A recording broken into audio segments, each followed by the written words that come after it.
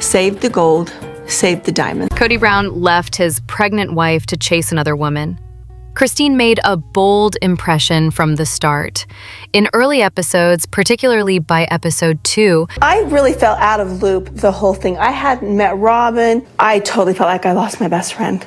she openly expressed anger over Kody's behavior during his courtship with Robin.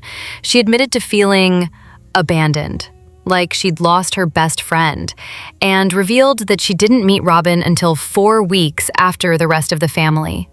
She was angry, and unapologetically so. I can't complain in front of Mary. If I complain in front of Mary, she says, you should just be grateful you're pregnant. Her pregnancy seemed to strip away any filter she might have had. From the very beginning, she was emotionally raw and honest. In contrast, during that same episode, Janelle made a carefully polished statement. All our needs are met, while visibly rolling her eyes at the other wives. The rest largely delivered lines that framed Kody in a flattering light.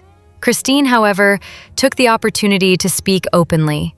Over time, that bluntness faded, likely influenced by pressure from Kody, the other wives, or both. But her early honesty was striking. While Robin is often credited with bringing the drama, Christine was the one who actually exposed the cracks in the family dynamic. Robin's presence may have caused tension, but Christine vocalized it. Janelle tended to remain silent, and Mary often appeared more focused on staying in everyone's good graces. Without Christine's early candor, the dysfunction in the family might have remained obscured. She played a key role in making the issues visible, regardless of how she may have been perceived otherwise. It's possible that Christine's early outspokenness was connected to her status at the time. She was the youngest wife and still held a certain position in Kody's eyes. That changed rapidly when Robin joined the family, effectively displacing Christine's role. There's also a disconnect between what's shown on camera and what was happening behind the scenes. In the book, it's stated that Christine didn't even know about Robin until the day after the dance, yet she was asked to help throw welcoming parties for her. The timelines rarely align. Christine may have had more space to speak freely in the early seasons. Meanwhile, Mary was already experiencing emotional fallout from the courtship, something acknowledged in both the show and the book. She admitted to a downward spiral and sought therapy. He melted down the ring, saved the gold, saved the diamonds. And it was over here, and my wedding ring was on. Kody even melted down her ring, claiming it was to ensure she wouldn't have control over him. Ultimately, choosing to pursue a new relationship while a wife is pregnant speaks volumes. As I was thinking about getting pregnant and having another baby, I started having anxiety about. Regardless of how many wives are involved, abandoning a pregnant partner to chase another relationship is inexcusable. Kody's actions early on revealed much about his priorities, and they weren't with the family he already had. The truth about Mary's brother, Janelle, and that mysterious 6-month marriage, it's darker than anyone admits. There has been some clarification regarding how weddings are conducted in this community. Dayton's birthday, both on the same day. Then Janelle and I have our wedding anniversary. Temple marriages are only performed one day each month, and everyone scheduled to marry does so on that designated day. This is why Janelle and Kody's wedding took place on Mary's birthday. It was simply the scheduled day. However, in their case, a special exception was granted to allow a different date in order to avoid tension with Mary. Such exceptions are rare and not usually accommodated, but this one was approved. I actually started to date her brother. Her brother and I eventually did get married, but it lasted. Janelle's brief marriage to Mary's brother is frequently brought up in connection with the wedding date. That marriage lasted only 6 months and ended 3 years before she married Kody. I've got 2 sisters who have been in plural marriage. I've got a brother that's in plural marriage. Within the community, it is not uncommon for individuals to marry into the same family, such as a former in-law or even a different sister wife after a divorce. It's considered fairly normal and not particularly scandalous. This raises the question of why Mary doesn't acknowledge Janelle's past marriage to her brother. Janelle has spoken about it and said it became clear early on that the relationship wouldn't work.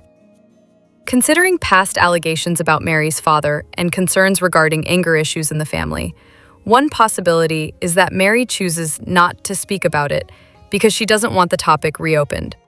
It's also possible that Janelle avoids the subject out of respect for Mary or to protect the family's privacy. A 6-month marriage followed by complete silence may suggest that something significant prompted the quick separation, perhaps something Janelle believes should remain private. This possibility often goes unspoken, but it's worth acknowledging. Not all failed marriages end for ordinary reasons, and sometimes the circumstances are more sensitive than they appear.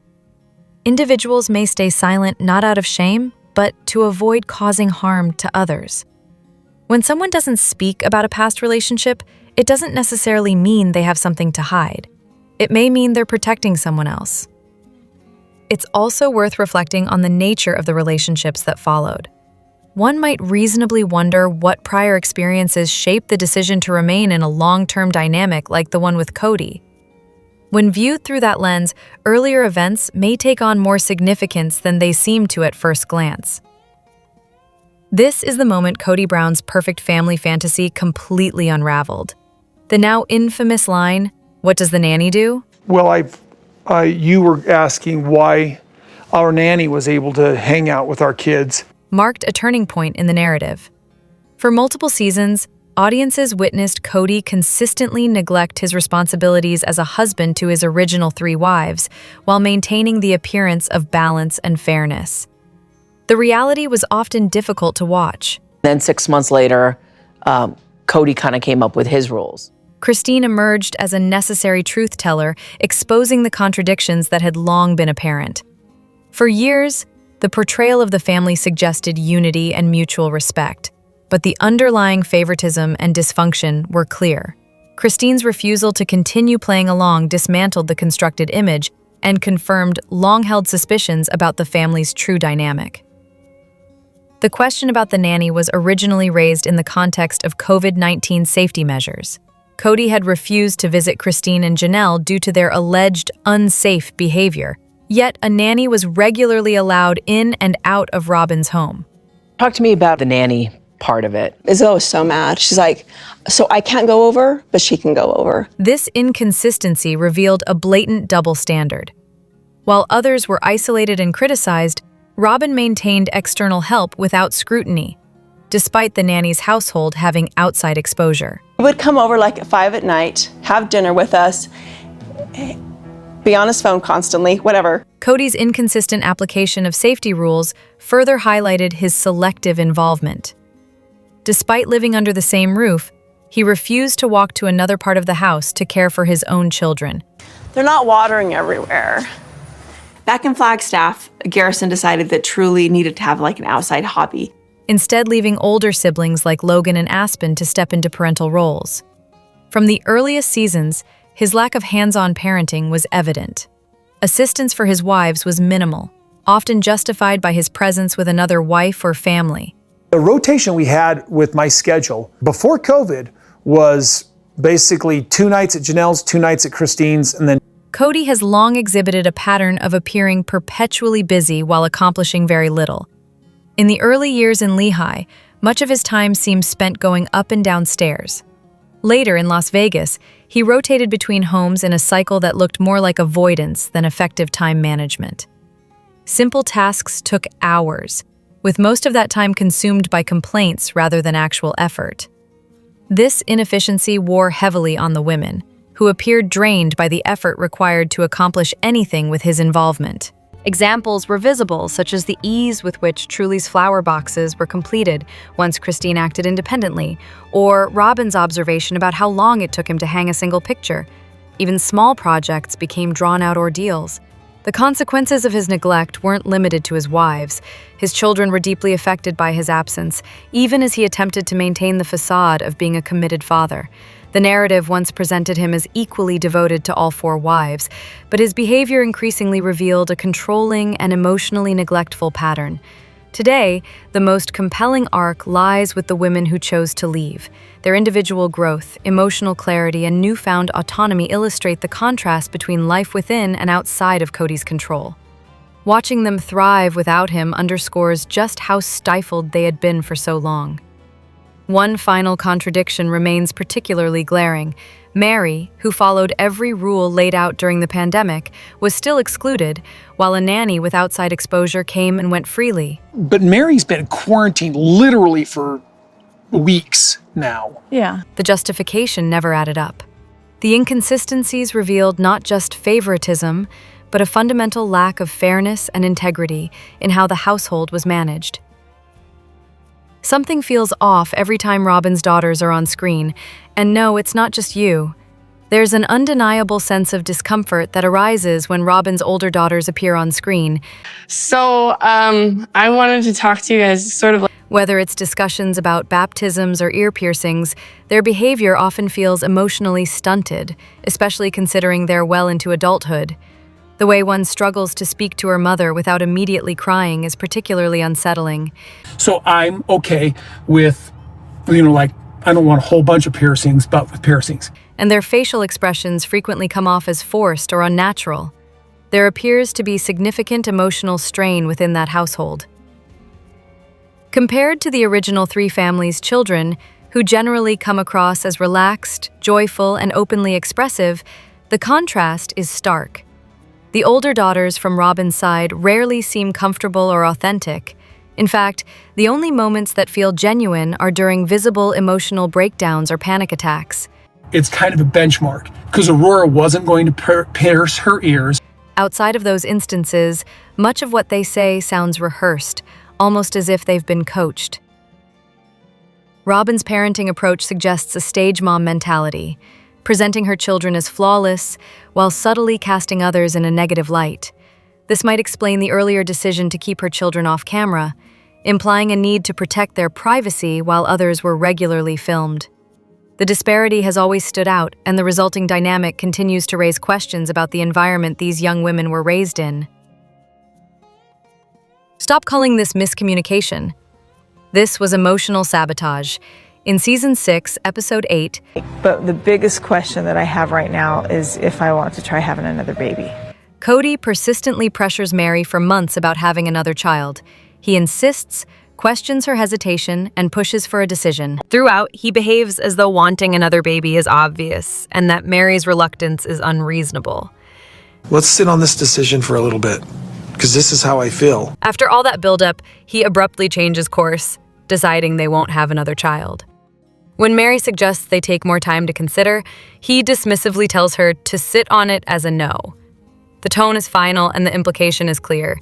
The decision is his, and hers never really mattered.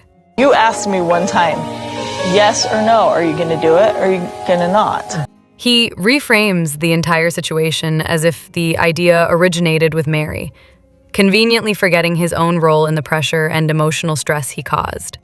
His behavior reflects manipulative tendencies, shifting blame and rewriting history to suit his narrative. That Robin has offered her. I want to know if you want me to be your surrogate. Earlier, Cody proposed IVF during a trip to Mexico, an odd setting for such a serious conversation, despite the clear deterioration in their relationship. It was unlikely he ever intended to pursue it seriously. Given his unwillingness to pay for essential medical care for other children in the family, the suggestion of spending thousands on IVF with a partner he's no longer intimate with seems implausible. Months. So in 2 months, we're going to start the process of choosing the doctor and dropping the cash. The storyline itself feels inconsistent. If having another child was a genuine priority, the opportunity existed years earlier. Instead, it's presented in fragmented, contradictory phases: initial indecision, sudden rejection, and conflicting claims of intent. Both Cody and Mary appear to use the topic of having another child as a means of maintaining control or deflecting from deeper relationship issues. Meanwhile, Robin's seamless pregnancies make Mary's situation appear increasingly redundant. In their belief system, intimacy is tied to procreation, giving Cody a convenient justification for withdrawing from Mary entirely. By this point, Cody and Mary's communication is ineffective, their emotional connection fractured, and the discussion about children serves more as a symbol of that dysfunction than a real plan for the future. Christine didn't leave because she was emotional. She left because she was the only one paying attention. From the beginning, it was clear that Christine would be the first to leave. Despite her frequent praise of plural marriage and vocal defense of the family structure, much of it came across as self-reassurance rather than conviction.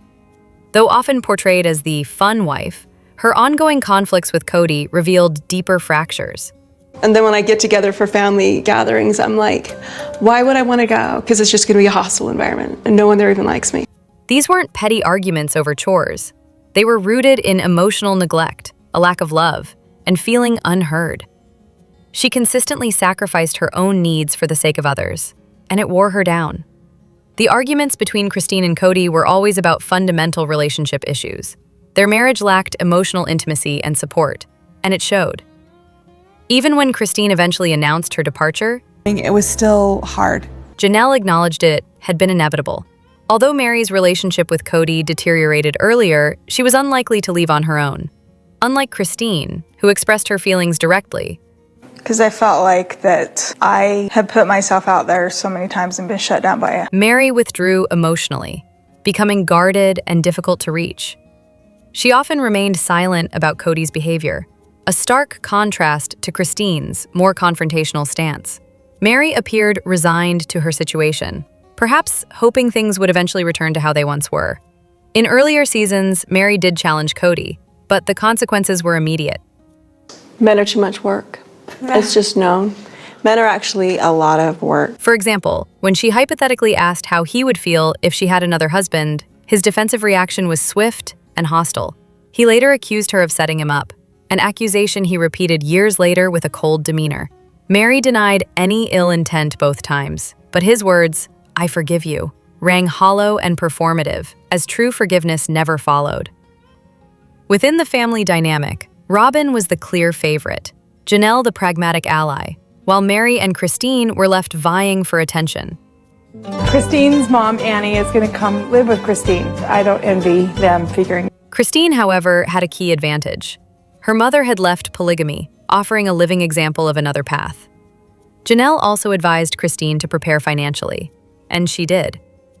She built independence over time and left strategically, not impulsively. Okay. That's a blatant lie. Wait, stop. Okay, just. When Cody dismissed her emotional needs, showed no desire for physical intimacy, and suggested their daughter undergo major surgery without parental support, Christine responded decisively. She packed his belongings, moved them to the garage, and ended the relationship. I'm just processing at this point. Cody attempted to downplay the split, framing Christine as overly emotional and unreasonable. But the facts spoke for themselves. When it became clear she was serious and relocating, he spiraled. Meanwhile, Christine remained firm and focused. Mary's situation was different. Her mother fully supported both polygamy and Cody, providing no example of independence. Mary's attachment to the family was also rooted in pride. She saw herself as the one who started it all and wasn't about to walk away. She seemed to wait patiently, hoping Cody would eventually lose interest in Robin and return. That never happened. Her decision to stay was also shaped by deep emotional trauma. Mary opens up about the shocking story that's made headlines around the world. The catfishing incident left her isolated and humiliated, reinforcing her inability to trust. The family became her only semblance of safety, even if that safety was largely performative. Though Cody repeatedly expressed disdain for her, she remained. She hadn't just lost a marriage, she had lost her sense of identity. Christine's departure was calculated and empowered. Mary's stagnation was rooted in fear, trauma, and the absence of support or alternatives. She didn't misunderstand the family falling apart. She helped orchestrate it. Season 18 reveals a pattern that's impossible to ignore. And Cody running around like he does. And just look at that mound together. Robin, once again in tears, repeating the same bewildered refrain, "I just don't understand." But the confusion seems less like genuine bafflement and more like a performance. When you monopolize a man in plural marriage, that's a breakup waiting to happen. Oh, this is just torture. Despite being closest to Cody, she appears perpetually surprised by the consequences of monopolizing his time. Her expressions of shock about the state of his other relationships ring hollow. How could she not anticipate the fallout? Even more puzzling is her insistence that she never knew Cody's schedule. Was basically 2 nights at Janelle's, 2 nights at Christine's, and then 2 nights at Robin. If she truly valued the principles of a plural marriage, wouldn't she have ensured the other wives were kept in the loop? Her failure to do so speaks less to confusion and more to willful neglect or strategic advantage. He gets very inclusive about her. He talks about how he needs to contact her. It's been a while. And he really it's like he considers her. When emotional strain took its toll on the other relationships, she didn't intervene or advocate for balance. A genuinely empathetic partner would have encouraged time and attention be shared. Instead, silence. There's also a strange contradiction in her behavior. Having the house was my dream. So you got that dream. What's your next dream? Oh, I don't know. I need to find a man. In one breath, she plays the helpless bystander, overwhelmed by dynamics she claims not to grasp. In the next, she positions herself as fiscally responsible, suddenly managing finances with authority, despite entering the family with $30,000 in credit card debt.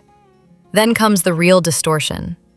When discussing the other wife's physical and emotional experiences, she references seeing the stretch marks and weight gain, as if intimate truths had been willingly revealed to her. But there's no evidence of such moments of vulnerability. The comment suggests a performative empathy that doesn't hold up under scrutiny.